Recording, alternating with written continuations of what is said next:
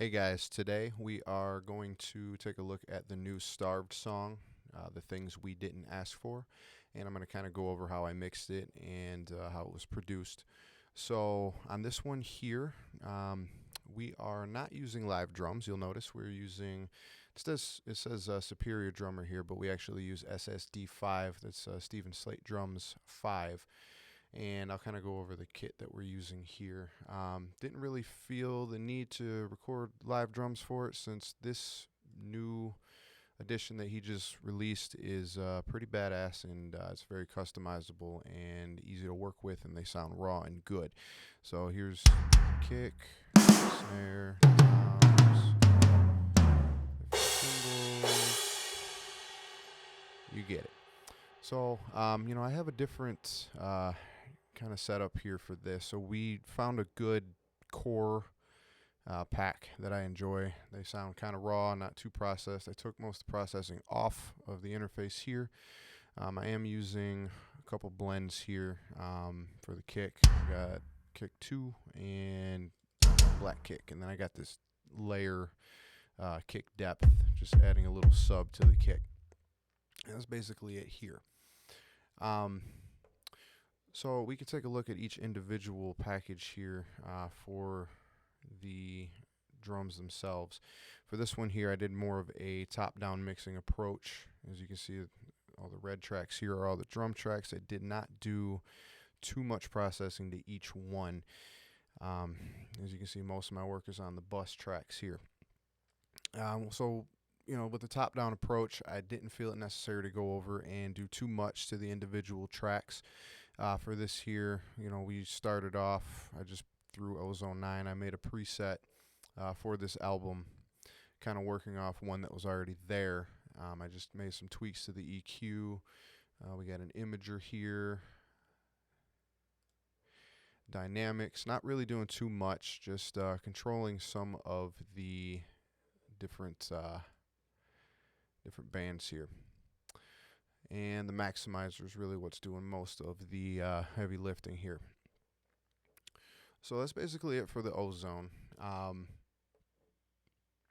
that, we got L2. Just kind of keeping things in check at -4. It's kind of linked together. And for my main outmaster, or my 2-bus, whatever you like to call it, I have the FGX from Slate Digital. This thing here, I have some good days with it and some bad days with it, but it always ends up on my mixes just because I like the interface and what it does. So I have a basic bus compressor here, just a little threshold, and it's not really doing too much. It's just kind of controlling some of those peaks before it hits this limiter here. So let's take a look and see what that's doing.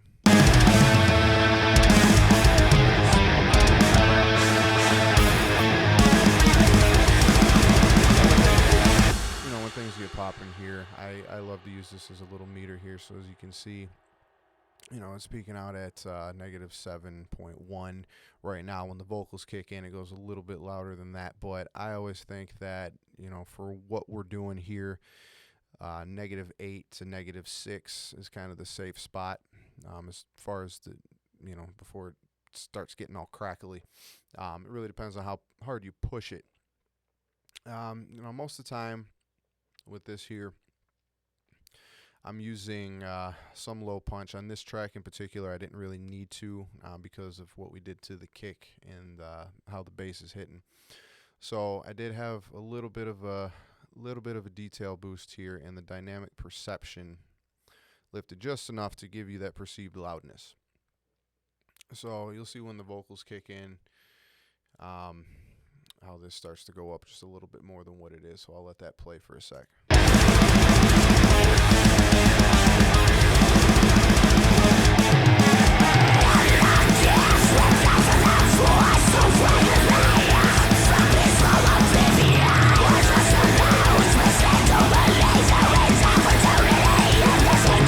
So, with the toms and everything together, once all the elements of the song are together, it goes up just a little bit here. I ended up, on the left side at -6.2. which is still safe to me. I'm not really getting too much. I do push things a little bit to get that saturation, but I'm not overdoing it. So going forward from there, let's take a look at the drums. So what I did, I just started off real easy. I put the JW BG drums here, bus glue. These things are great. This was the only one that I had when I actually mixed this song, but I think a week or two ago I ended up getting the whole pack of all of the bus glues from Joel, and these things are awesome. I have zero complaints on any of them, and I'm going to be using them a lot more in all of my mixes, just because they're so easy to use and the settings always get you right where you want to be. So I just have it being crushed just a little bit, about halfway, and -3 on there, just to kind of tame everything after it's been processed. So everything's going to this drum master, and then I have each element of the kit's own bus here, and they're all going to the drum master, which is being fed to the master, and then the two bus are main out. So on top of that, before we get into it too much, I have this tonal balance here from Ozone. And what this is doing for me is I just kind of keep this here as a reference. I'll go back and check on it every once in a while just to see where I'm sitting. But as long as I'm in this parameter here, it gives me a good idea of, where I want to be. I just got the rock setting or whatever, but wherever this is, this is kind of like what modern music is supposed to sound like today, I guess. And if things are floating around in these boxes here, I know I'm in pretty much a good spot. So I just kind of reference this every once in a while. I do not use this as a hard fast rule. If things do sound goofy in these parameters here, I have no problem changing it. I just like to look at things and have a visual on what I'm doing every once in a while. So after the Ozone hits, I do have this EQ here, which is just to kind of fill out some of the scoops that I make while I'm mixing things. And if I have a little bit of a low end, which I do in this song, that needed tamed, I can use this just to kind of bring it down after the fact, kind of like a post EQ on the whole thing. So in the mids here, I needed some boost because I ended up scooping things a little bit too much, but on a mastering bus, that's kind of what the point of it is. You want to kind of add elements or take elements away that are a little bit overkill.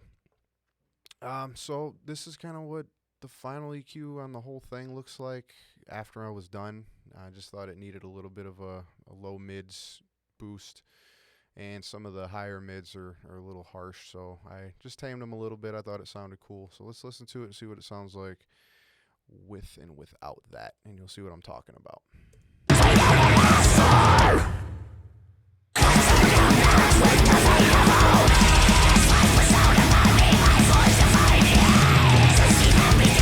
So, you can listen to that all day, and it sounds good, and it sounds nice and scooped, and, you got a lot of low-end punch, but it's missing that whole mid-range element that, I wanted to add back in. So I just threw this EQ on, and I put it on at the end, but I wasn't mixing into this. I added this after the fact. So let's take a look at those drums. So let's kind of check out the kit.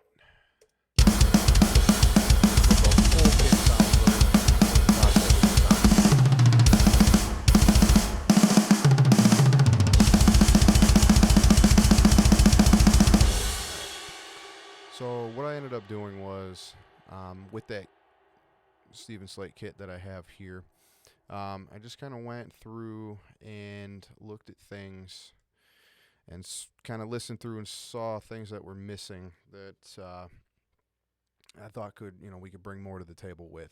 So let me take off that bus real quick, and we can solo them individually. All right. So we'll start with a kick. So like I said earlier, I'm doing top down. I'm not really noticing too many things that I want to change with the sound. It is sampled. They're beautifully sampled and recorded. So I was pretty happy with it right away. But for the kick, we're playing metal. So I wanted to kind of add some more of those elements that you'd find on like a triggered kick. So I got this free kind of drum sample that I found online. I'm sure a lot of you know about it.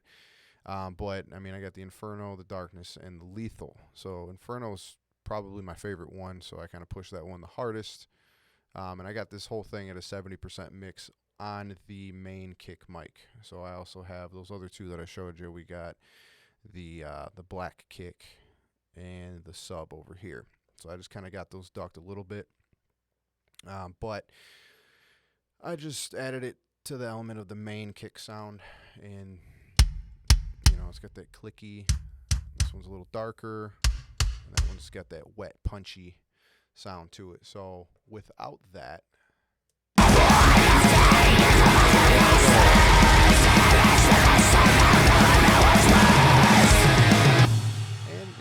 it just adds that extra punch to it, and I love the way that these three sound together. Listen to it soloed.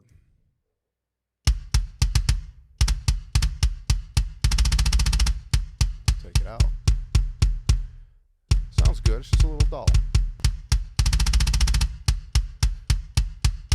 So yeah, that's my kick sound for this, and I enjoy it.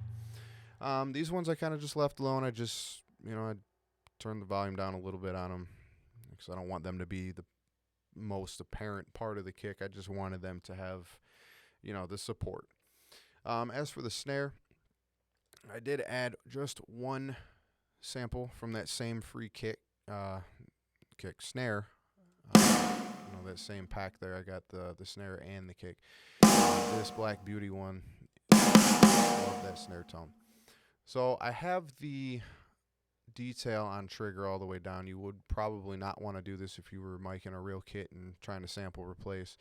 But luckily with the samples, it's all controlled by the MIDI, so you don't really need to go in there and worry about it picking up different elements of the kit.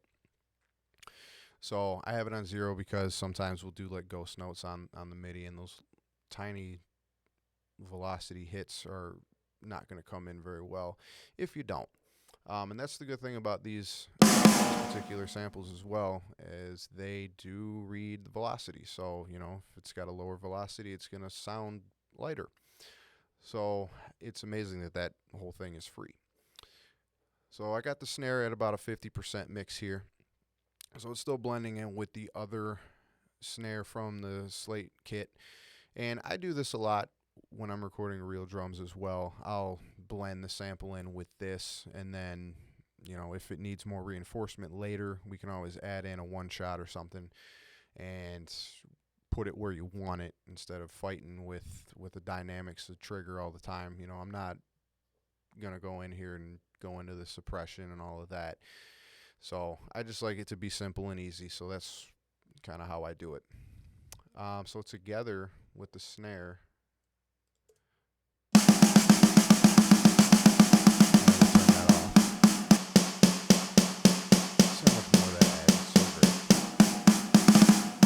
gives it the roominess and that natural reverb that you're looking for. So as for the toms, I didn't do anything to them. So I like the way they sound. So I left them alone over here, and we just mixed it on the bus. The only other thing that I really did over here on the main tracks was put a little bit of a limiter on I shouldn't say a little bit, that's a lot, but on the overheads, I kind of squished it to give it that control. So we don't want anything going crazy on you later on down the line. So that's it for the bass tracks of the drums. So over here, when we go to the buses, this is where I really start mixing them per se. So on the kick, I'm using Infinity EQ, which just came out probably about a month or two ago on the Slate All Access Pass, and I love this EQ. It's just, you can just do anything you want with it, and it's basically all I need in an EQ, and it doesn't really color your sound any. So for the kick, I am taking out some of that clickiness, just a tad. I mean, you probably wouldn't even notice if this wasn't here, but it makes me feel comfortable, so I put it on. Then I'm just taking out some of the harshness here on the upper 4K region, and a little bit of the 2K I took out. And then I got a little bit of a duck here at about 40, about 50-ish. So let's take a look and see what that sounds like without.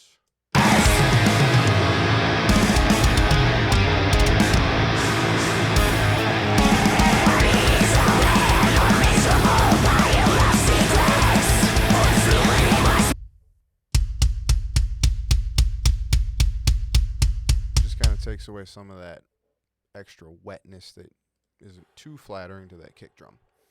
After that, in the chain, I got this Maserati plug-in here, which I use a lot on kicks and the bass guitar, just because I really love the low end that this thing produces for those two instruments in particular. I don't really care for it on the others, but for the kick and the bass, it really adds a very nice harmonic low end that is very flattering to the sound, especially on the things that we're doing here. So this thump here, I got it kind of cranking a little bit. The snap's down and the treble's up. So let's listen to what this one is doing. This is where a lot of my volume's coming from on the kick, because I'm kind of pushing that compressor in here. So let's listen to it with and without.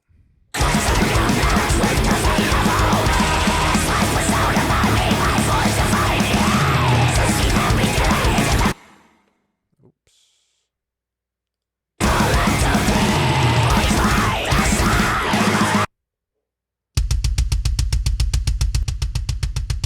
Big difference. And if you're listening on good headphones or studio monitors, you'll be able to exactly hear that low end boost that I'm talking about. That's just so nice and easy on the ears. So that's really it for the kick. And let's move on to the snare. So on the snare, I do have another Infinity EQ here, and I'm doing kind of a goofy EQ moves here. So I have this low pass filter, kind of just taming some of the high end that was introduced by this shelf.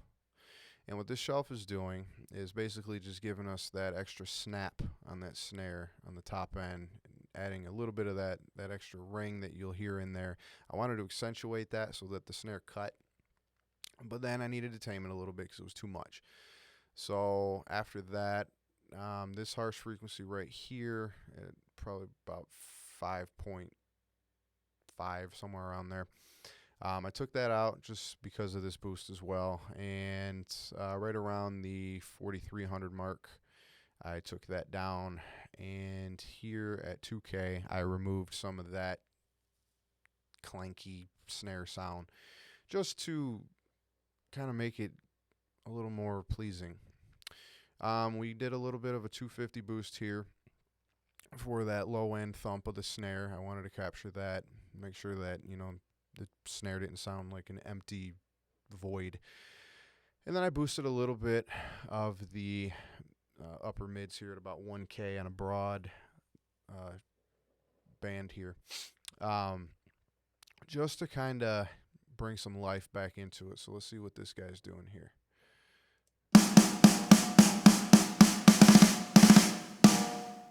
It's subtle, but it makes a difference. It adds a lot of body. So after that, we got the 76 here. And this is probably one of my favorite compressors for anything, but I've kind of been using it mainly on drums. I used to use it a lot on vocals, but I kind of steered away from it just because it is an aggressive compressor, and I think there are a little bit better options out there. So right now I'm just really using it on the snare in the room. But let's take a look and see what this guy's doing. So I know I have these backwards, but that's okay because it sounds good.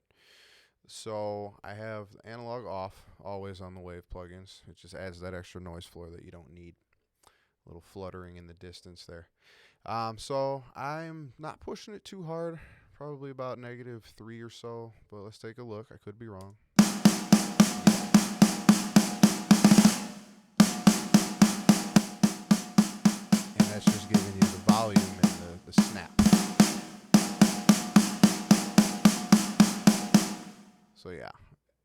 I did recently find out that compared to other compressors, the attack and release are reversed. So this is actually the slowest, and this is the fastest. So usually you'd find that down here would be fast and this would be slow, but I guess on the 76 it's not, and I didn't know that.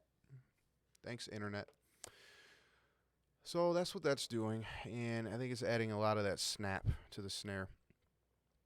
As far as the toms go, I'm gonna find a good tom location here. I guess the beginning was cool. So if you can listen here.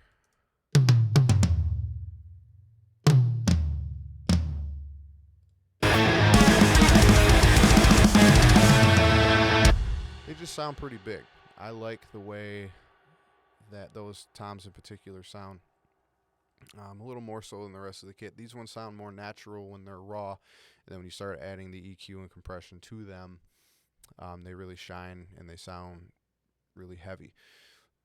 So let's look at the EQ curve for the toms. Now this one here, looks like I grabbed a preset. I don't know which one, but let's hide that real quick. All right, so this is probably the goofiest EQ I have ever done. So I have a big low end boost here right after the cut, just to add those elements of, the low end of the tom. I really wanted that to shine.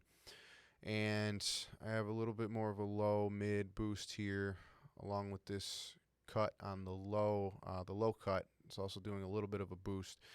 And then we go ahead and take some of the low mids out on top of these boosts. So it's just kind of just taming whatever was done here, especially right here on this this back end of it here, because where this boost is from the low cut, I had to take a little bit of that out.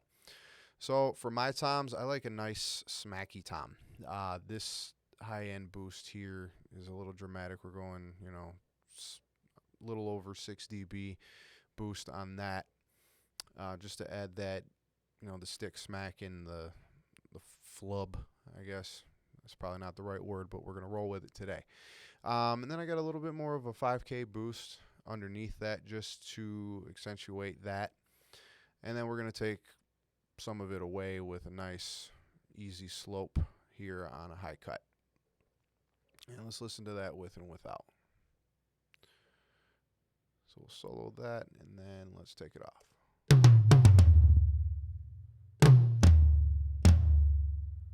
Sounds pretty good. And then that just adds in the, the high end and gives you that real present sound.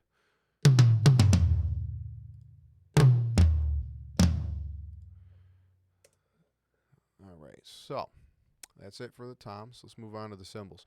So remember, I do have that limiter on the overhead bus, the overhead track, and I have that grouped over to the cymbal bus here, and I just took a little bit off of the volume before we do anything with that. So let's look at the EQ for that. So here I didn't go too aggressive on the low cut. I just wanted to take out some of the elements here. I did remove the kick from the bleed on these just because I have those other samples in there. I don't think I need the extra element from the overheads coming through. So right now I just have kind of some of the toms, adds a little bit more of that that snappy tom sound by removing the low end from the overheads. And then I brought down some of the very high end of the cymbals. I just wanted it to kind of probably starts at about 17K. It starts to come down at a pretty steep slope there. Other than that, I did a little bit of reduction here for the snare.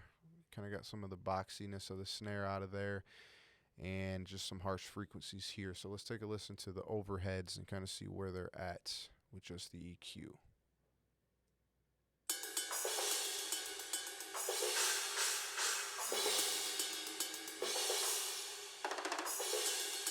You can kind of see where the toms came. It kind of adds an element of, that high end on the toms to where it's making it more present in the mix. So these, I know it doesn't sound like it's doing too much, but the main reason for some of these cuts here that I made was for the ride bell. So that particular cymbal, I like the sound of it, but that bell is kind of goofy sometimes. So on this here, I'm just kind of taming some of those frequencies out of that bell, because we do a lot of the blasts here with those accents on the bell, and you want to make sure that they're in control. Under that, I have the CLA 2A compressor, and this is really just here. It's not doing much at all. I don't even think the meter's going to move, but it's going to give a lot of volume. So let's check this out real quick.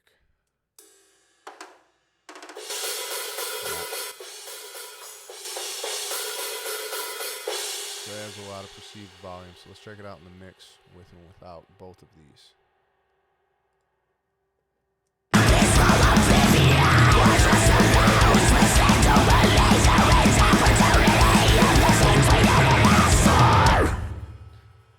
It just kind of brings it all together. It sounds really good. All right.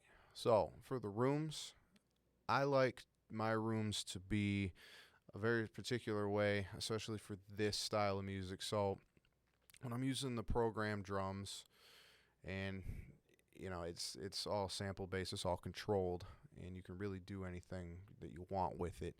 For this here, the approach that I took for these is I wanted to add a darkness element to the kit, and I like my rooms to have a lot of presence in the mix because it adds the reverbs and kind of gives you, I use it kind of like a parallel compression, just the way that it adds that darkness to it, and the shells really shine through in this. So let's take a listen to the rooms. And you can hear it's really crushed and it's really dark. There's not a lot of high end in there. There's a little bit of boomy low end, but that's the particular sound that I was going for with this. So I did a drastic cut here at about, I want to say, probably 4K-ish. And then I took out some of the nasty frequencies surrounding that, just to make it, just clear it up a little bit. And then I took a little bit of this honkiness that I heard in here, around the 5K area. I took that out as well. So let's check it out without it.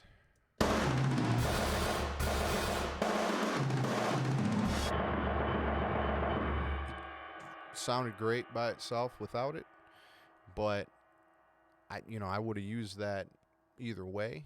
Like I would have been happy with this before this, but I think that the element that this EQ is adding to that particular room sound for this song, I think it works better. And on top of that, I got good old Bluey here.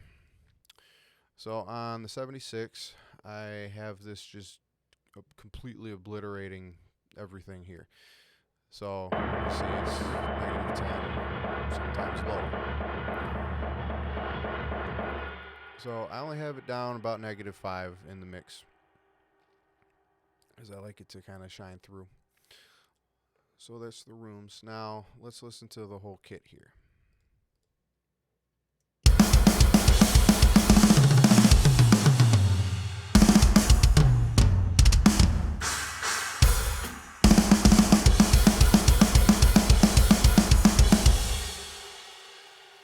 It's a pretty good drum sound. All right, so let's move over to bass. So for the bass, did the frequency split. I have them down pretty low over here, at -13 each, because I am limiting the shit out of them. And so, here's the curves. So we're at, 60 and 400 for the low end, and the high end, we got it cut at 55 and 800. So what that's going to do is allow you to control each element of the bass separately. So you bring them together, and you can add, saturation or distortion to your high end of the bass, and then you can still save the integrity of the low end by not distorting it. So on the high end, it sounds like hot garbage by itself, but we'll check it out.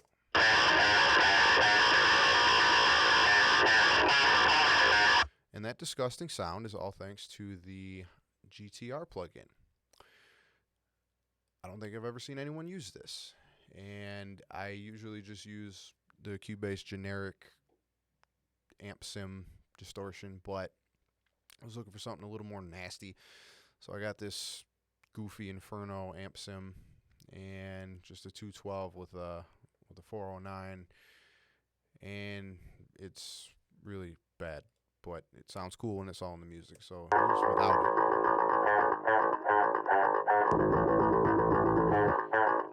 Let me turn it on. And that's just nasty. So to counteract that, we have an EQ cut.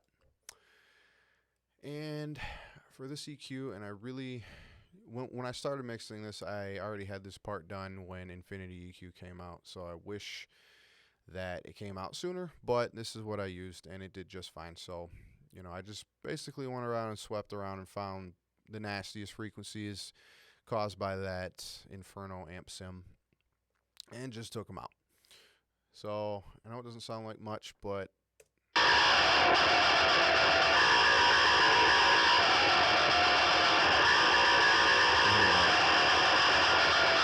extra nasty grit.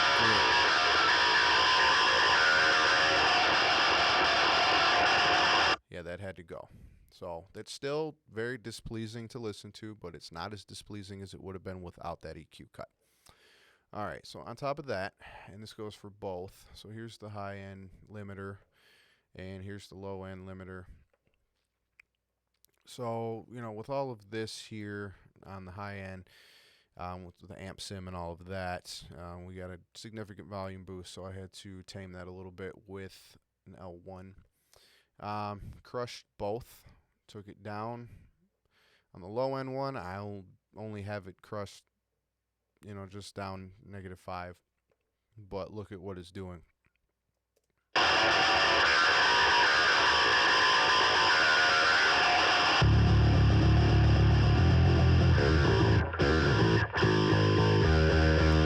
So I wanted to keep the integrity of that low end still, but I just wanted a little bit of that nasty grit on the high end.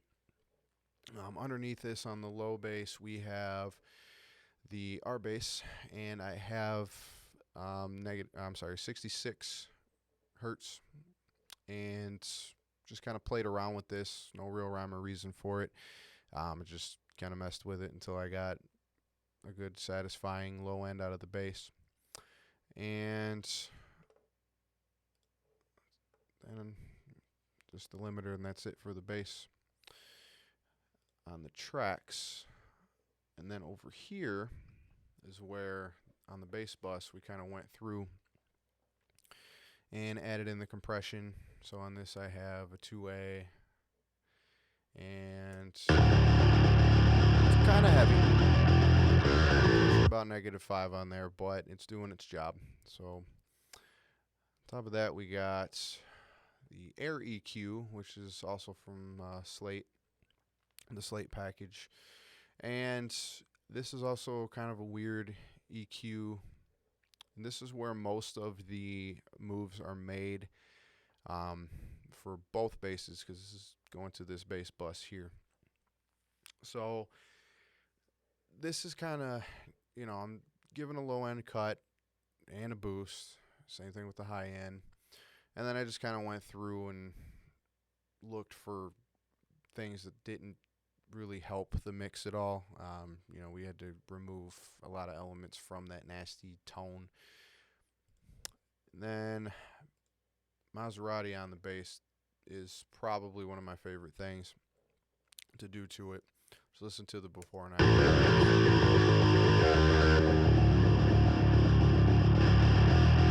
It's just for a little more compression, little low end control, and a little added high end.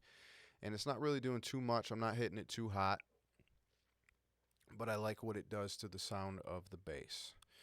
So then I have, after that, an REQ.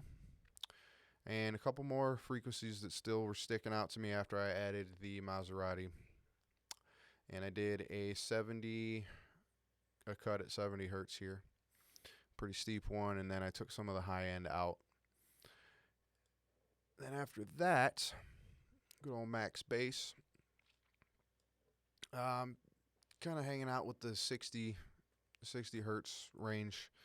I felt that this bass was strongest there.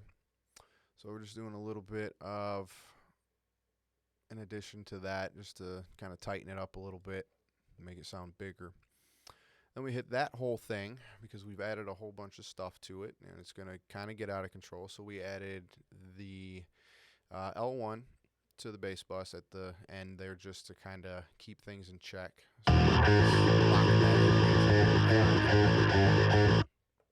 That's not going nowhere. And then after that, I just threw in one more Infinity EQ, just because this thing is really great for going in and sweeping, because you can get down to the freaking 0.1 Q on the frequency, the width of that band. So I went through and I just swept through and found any other conflicting frequencies that I didn't like, and I just notched them out. So let's listen to the bus without any of that. And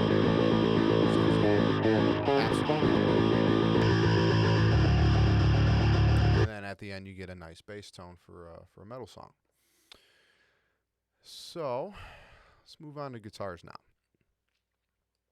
So the guitars were fun on this one because, we were hunting for a very long time to find exactly the tone that we were looking for. So we ended up landing on the Engel Blackmore and the Mesa Dual Rack. So I quad track my rhythm guitars always. And for this, we recorded the DI and then we reamped through these. And we kind of played around with different combinations of how those amps were set up.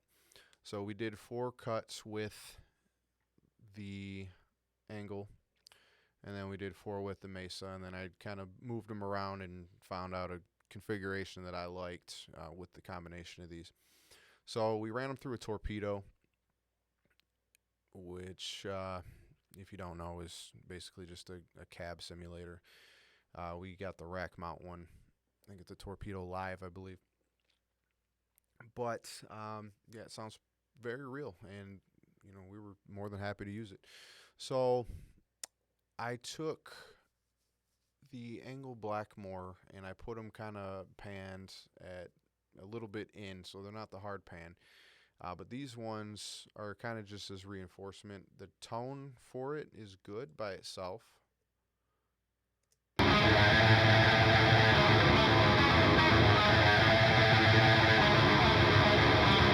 So I love that tone, but here I felt it was better served as a reinforcement. So we used the Mesa, which is going to be a little more old school sound, and it's got the, just the more scooped sound. It's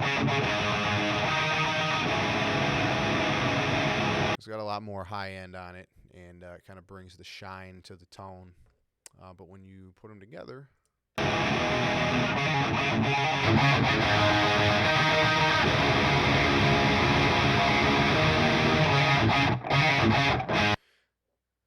was very happy with that combination.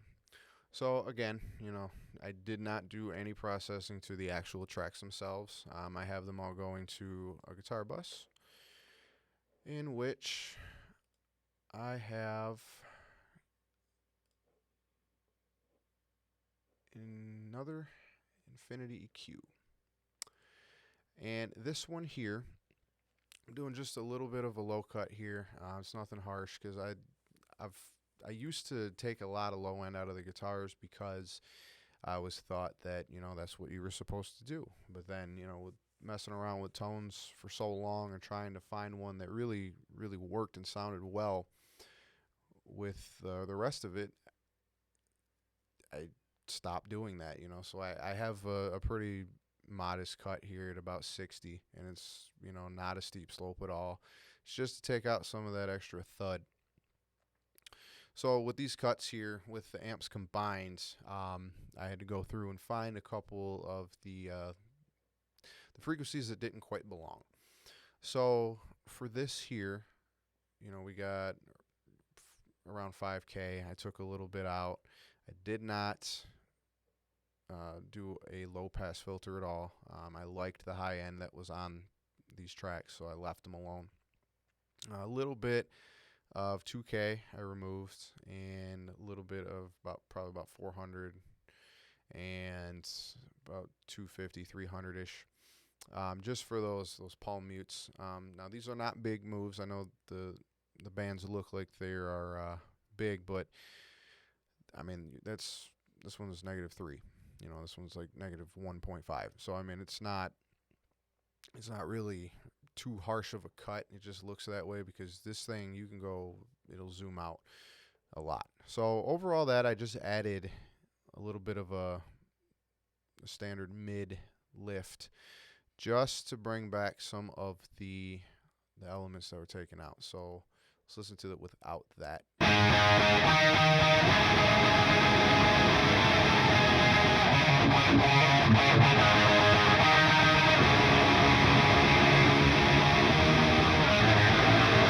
I felt they were just a little bit too scooped, so I just boosted that, and I think it's sitting right where I want it to be. So without that whole EQ, you can hear kind of the harshness in there, up in this area here, around the high mids. And that just kind of cleans them up, takes out some of the mud and some of the harshness. After that, I have Ozone Dynamic EQ, and what this is doing solely is controlling some of the palm mutes, so that low end woof that you get when you're palm muting heavy. I'll go to the little palm mute section here.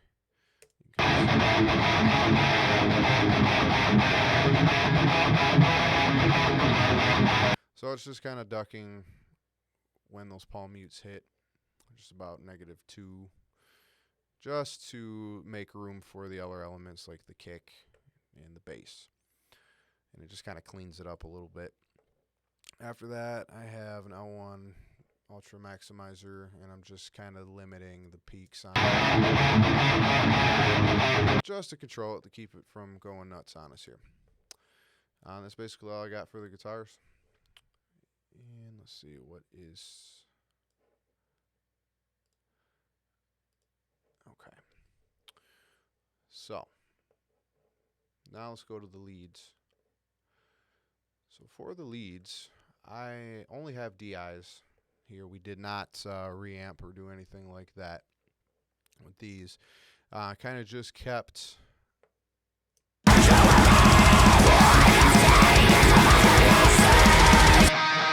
So what I'm doing for this is I got the Andy James plugin. And basically it's just the preset 2, I think it was one of his lead tones that he used, and I just kind of tweaked the amp settings. I didn't touch anything else because I liked the way it sounded right out of the box, so I just kind of, made it fit in here, and it just kind of works. It sounds good to me. I took out some of the low end on it. I kind of did a low cut here at about 120-ish. Took out some of the high end over 10K. Gave it a little bit of a high mid boost, just a cut, and 5K dip, just to get rid of some of the honky sound, the low resonances and those octave chords, so they could shine through a little bit. So here it is without.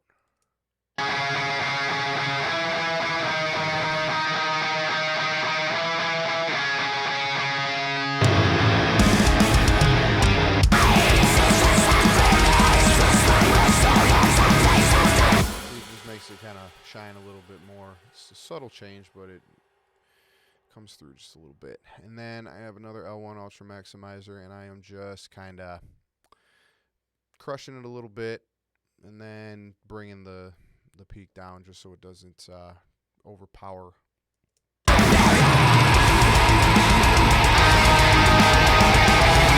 it right in there beautifully. Yep, and that's basically all I have for guitars. So let's look at the vocals. So on the vocals, Shane is a really good vocalist. He's got a lot of control over his voice, and he makes those really witchy, shrill highs, and I love them very much. So for this, I wanted to kind of saturate the shit out of them. I wanted to add some distortion, and I wanted them to just be grimy, because, I mean, they sound grimy without anything, but with all of that, it just makes it so much better. So let's take off all the processing on these vocals, and we'll solo them, and we'll kind of hear what they sound like on their own.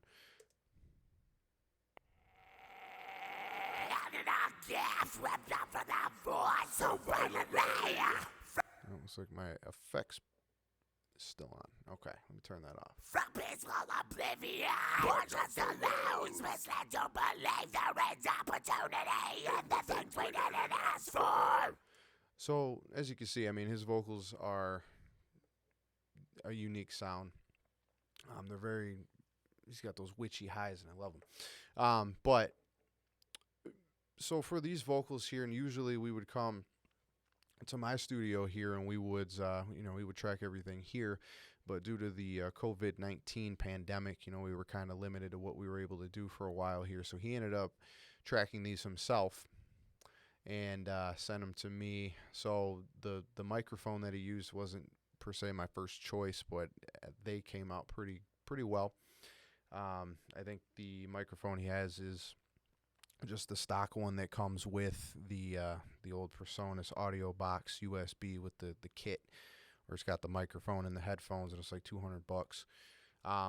But that just goes to show you that you can still get really good recordings out of budget gear. So we ended up using this for the release, and I was okay with it.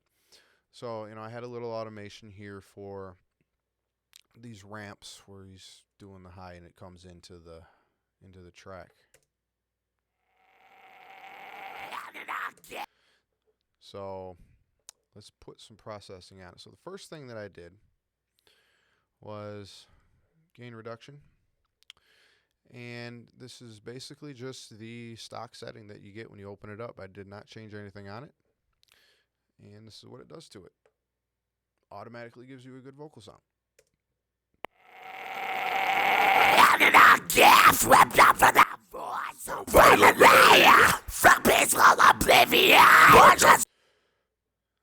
So that's doing exactly what we needed to do, adding volume and crushing it. So on that note, let's crush it a little bit more. So on this setting here with the L1, I have it threshold all the way down, smashed to the floor, and then we got them at 12.5 for the out. So with this not on,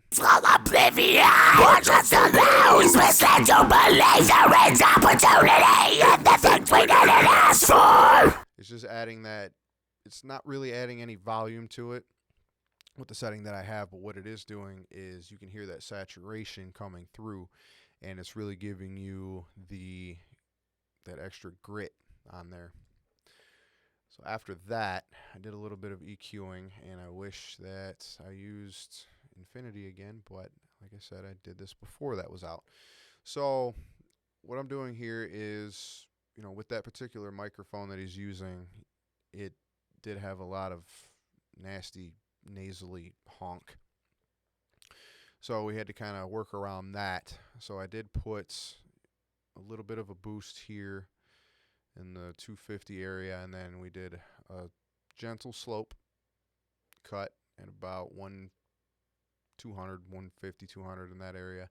I did about a 5 dB boost on the high end at about 5K. Took out some of the harshness in those shrill highs, and that's pretty much what this is doing in this area here. He had a little bit more honk in the middle there, so I took that out. You can kind of hear what that is without.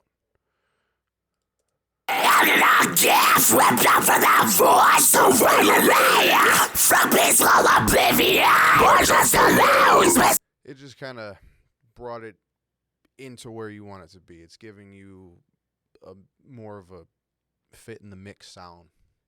It might not sound better than it did without it, but it makes it fit a little better. So we'll turn that on.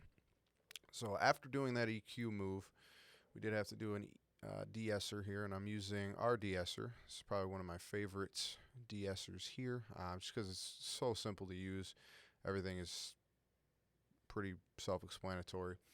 I did have to do a little fishing to find where it was most effective at. So around the 6K mark was really the best. And that's just to kind of tame out some of the S's and T's that were put in after we did the that EQ boost there. So let's listen to that without and then with. Not with the fate of all men. This life was sounded by me by force to find it. It's the not beginning to the powers that be. Slaves to the suffering that fall unto thee. It just cleans it right up. So after that, we're running it into another CLA 2A. And this one shouldn't be doing too much. I think it's about a -3. Let's check it out. Not with the fate of all men. This life was sounded by me by force to find it. It's the not beginning to the powers that be. So just more perceived volume, and it's just kind of gluing it down a little bit more. Then after that, King of Saturation, my favorite vocal plugin.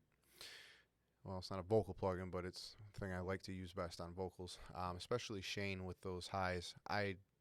When the vocalist is very high pitched with his highs, I like to kind of saturate them a lot because it adds that element to the song where it's like, everything is chaotic.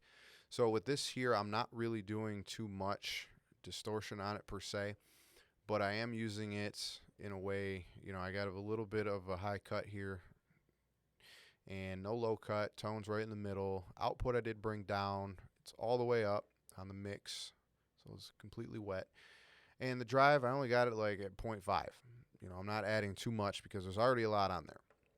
But what I'm doing with this is actually saturating it and bringing the volume back down. So everything's getting pushed into it, and then the output of it's going to be lower. So let's see what this is doing, and you'll see what I mean. Death whipped up for the voice so violently from peaceful oblivion. Or just a loose misled your mind. So what I'm doing is bringing the volume down, but it's still pushing into this plugin, and then I'm taking the volume down to bring it back down to earth in the mix. So it's going to fit right in. And then just one more limiter just to control what this is doing. I don't want anything peeking out of it. So everything is right where it needs to be. So let's listen to that without Decapitator and this limiter, and you'll see what I mean. So we'll bypass these two.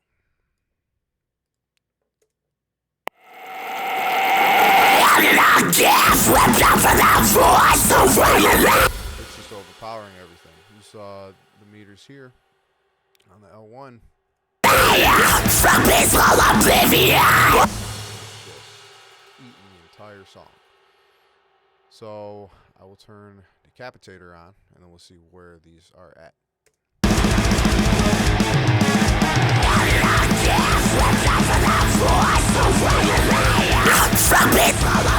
So we have a nice cut in volume there, and it's kind of sitting closer to where you want it to be. But then this limiter here, because we're going to crush it even more, and then we're going to bring the volume down to a nice level. So it'll sit right where you want it.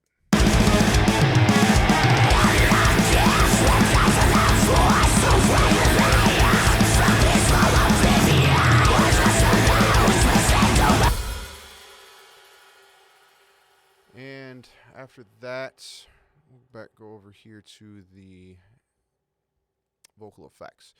So this one I have it as an effects channel, and I'm sending the vocal bus to it, and you can kind of just play with the volume of it to bring in, how much you want in the mix. Now, this is the only reason that my meters clipping on the stereo out. If you mute this, the negative 0.1, you turn that back on. So that's not a bad thing.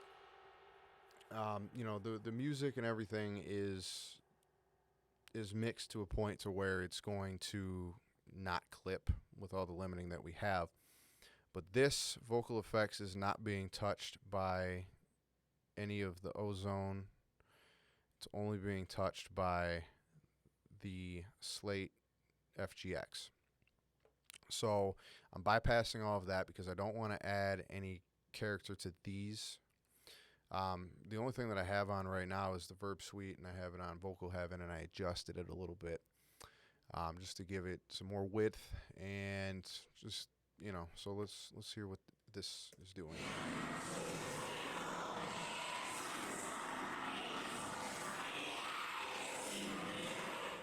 Sounds scary as hell. Sounds like you're in hell. But it's kind of lower in the mix. So if you didn't have this and you're listening to the vocals, and I'll mute this. Into the powers that be, slaves to the suffering devil unto thee, voiced by the Son. It's almost like a whisper track.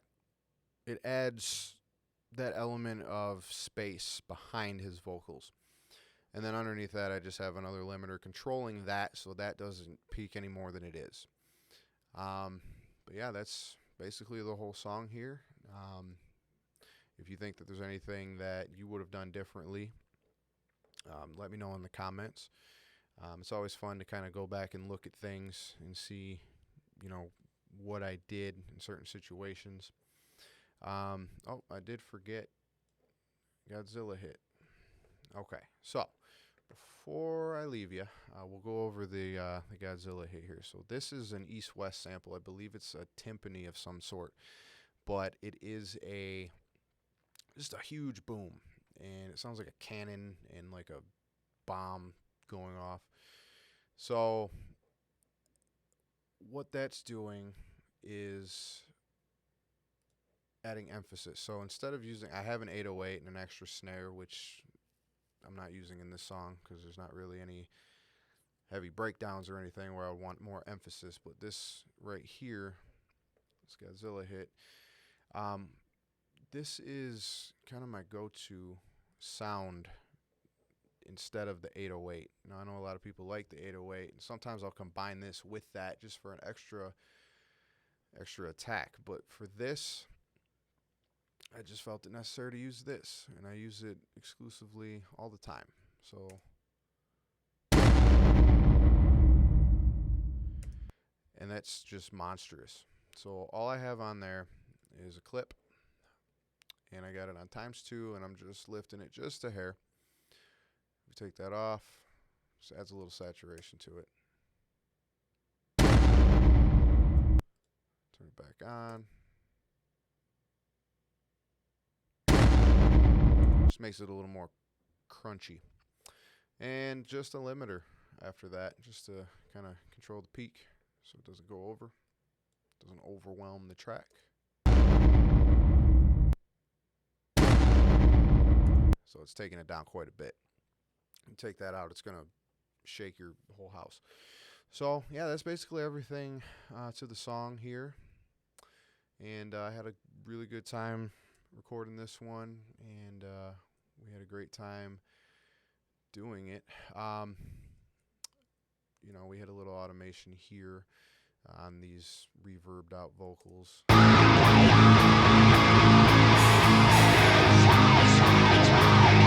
Which I have another gain reduction on the lo-fi setting.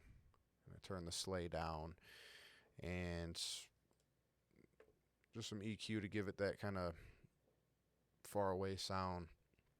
Just took out some of the high mids and did a high cut on it. And I put a little bit of distortion on there too. So I'm using the Crunch Plus and just letting it do its thing. Not too much on there.